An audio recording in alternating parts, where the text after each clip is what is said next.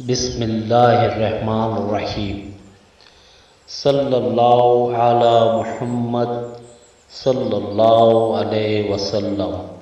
الرحمن، جو صبح کی نماز کے بعد 298 بار پڑھے گا، اللہ تعالیٰ اسے اپنی رحمتوں کے حصار میں لے لے گا۔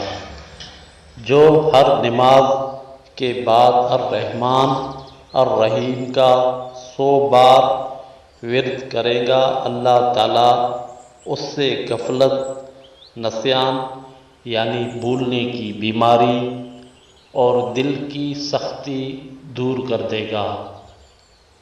یاد رہے، کوئی بھی عمل شروع کرے، اول و آخر درود شریف ضرور پڑھے۔ صلی اللہ علی محمد صلی اللہ علیہ وسلم۔